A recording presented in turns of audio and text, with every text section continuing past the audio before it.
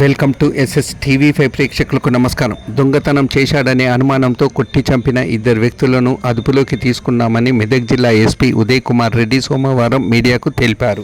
ఈ సందర్భంగా ఆయన మాట్లాడుతూ మెదక్ జిల్లా శివంపేట మండలంలోని గోమారం గ్రామంలో ఇటీవల ఒక దొంగతనం జరిగిందన్నారు. అక్కడ నెల రోజులుగా ఒక బెక్కర్గా తిరుగుతున్న వ్యక్తిని అనుమానించి దొంగతనం నువ్వే చేశావని గ్రామానికి చెందిన గంగిరెడ్డి తిరుపతి రెడ్డి మణికంఠ గౌడ్లు కొట్టి పడేయడంతో ఈ విషయమై పోస్టుమార్టం రిపోర్టులో కూడా కొట్టడం వల్లే ఆ వ్యక్తి చనిపోయాడని తేలిందన్నారు. వెంటనే సెక్షన్ ఆర్డర్ చేసి వారిద్దరిని రిమాండ్ చేయడం జరిగిందని జిల్లా ఎస్పీ ఉదయ్ కుమార్ రెడ్డి తెలిపారు. ఒక అన్నోన్ పర్సన్ అంటే అదే ఏరియాలో దాదాపు ఒక నెల రోజుల నుంచి 15 రోజుల నుంచి తిరుగుతున్నాడు. వేగబండగా తిరుగుతాడు, ఒక బెగ్గరగా తిరుగుతాడు.